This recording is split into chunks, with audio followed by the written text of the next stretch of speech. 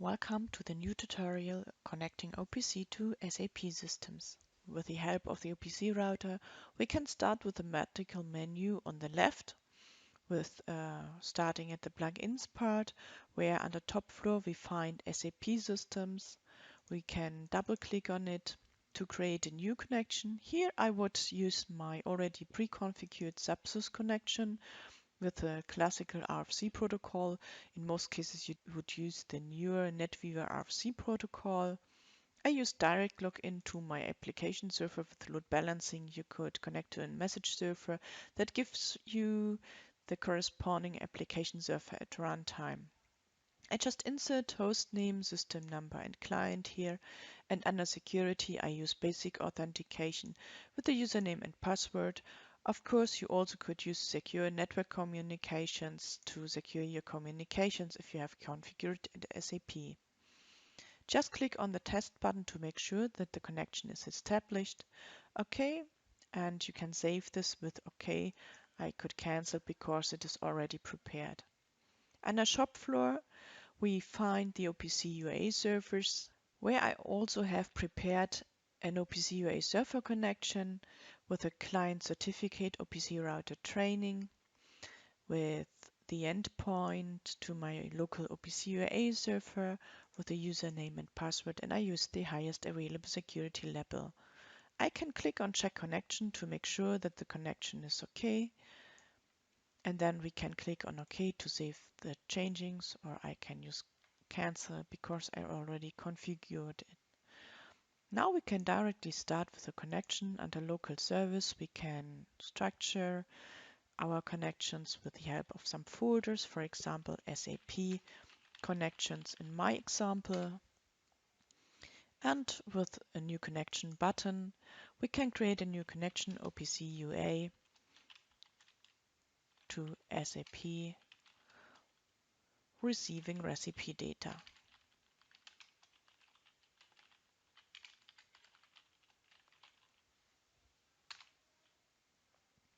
Now we have our connection design environment here, and on the right side under data sources and destinations we can select all the source and destination objects we want to connect with each other. I would start with an OPC transfer object, OPC UA DA by left click and leave it anywhere on the design environment. We can drag and drop it here, and we double click to edit it. Select our pre-configured OPC server, CapsFX training in my case, and with the tag browser we can browse all the available elements. I have prepared some simulation machines, machine 1, 2 and 3.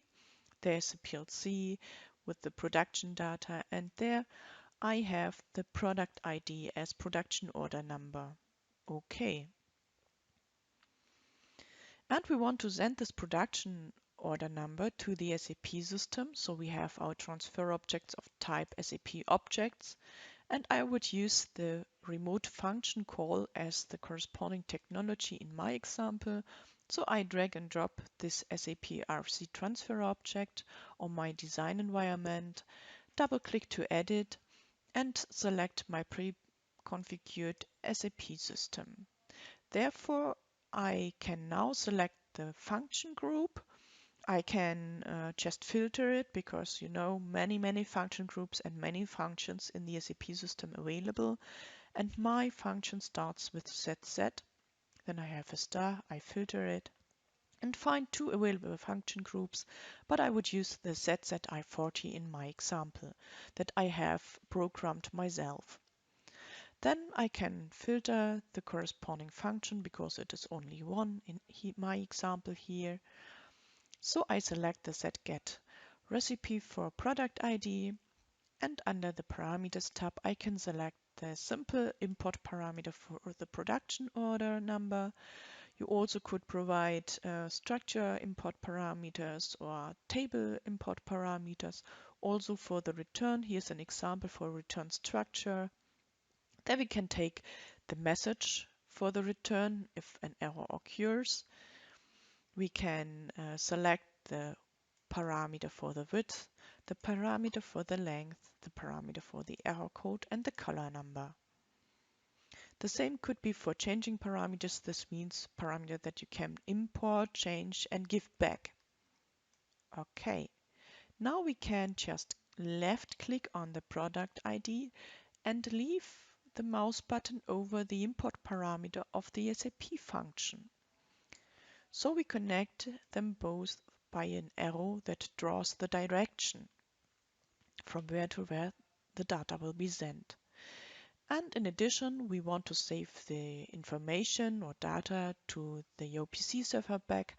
So we create an additional OPC server object and double click to edit again, select our OPC server, and with the tag browser we can browse the available elements. So under target data we have our target width, target length, the color number, the error code, and the corresponding error message that we have selected from our export parameter from the function. Okay, I just move it a little bit so that it look a bit more nice. So we can connect the return message in the same way we connected the product ID parameters with the SAP error message variable on the OPC server. And for the other parameters we do the same, the color number with the target color number, the error code with the SAP error code parameter on OPC server side, the length with the length, and the width with the width. Now we we get the information from the OPC server, send it to the function call the function, and get the return back to the OPC server. Now we must inform the connection when to trigger the data. So we browse down or scroll down to the triggers, and there we have triggers for almost all target and source systems. In our case, the OPC server tells us when to trigger, and we want to use the message trigger as an example. We drag and drop it here. We don't have to connect it to any other object because it's just to say when to do all the data transfer here. So we double click to configure it again. So we have our same OPC server as source, and as trigger item we can insert it by clicking on the 3 button, and we use under handshaking, message handshaking, just the message trigger. We can give back an answer, right answer. With the 3 dots here we can click again and select the answer tag for the next element. And we can write an error bit to the OPC server back if an error occurs. So we can click the 3 dots and select the error bit. Trigger at start, either never or always. In my case, I would have a look if the message ID and the answer ID are not equal. So the message ID is a counter that counts up by 1, for example. And if the OPC router has done all the data transfer, the OPC router answers with the same ID, with the same counter number. So after the transfer, the message ID for the request and the answer ID have the same value until the OPC server counts up the message ID again. Okay, this is everything we need. Now we can set the connection productive by using this button on top,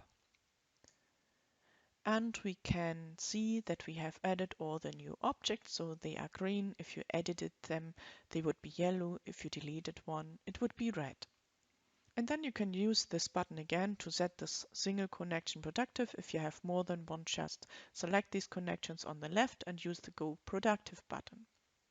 But I use this one here, and if you have made changes to the plugins, as I did, you can just say yes to restart the whole OPC router service. This could take a moment until the whole service has restarted and taken the new configuration, and then you can see the connection initializing if it is orange, green if it is ready, to wait for the trigger to trigger. And if it is ready, you see the dots to the connections when they occurred. And on the left side, on the Y axis, you can see how long the specific transfers take. And below, you see the connection and you see the values that are written to the SAP system, and you get the error message back if one is available during the return parameter. This error return is different to the error bit that is set in the message trigger, because this would be set to true, this error bit, if, for example, the SAP function cannot be called, or this SAP function calls an error or throws an error itself. So you don't get the result values. And you have the information on the PLC. If everything is okay, the bit will be set with the value 0 or false. We can check this by using the corresponding quick client for that. So you see the values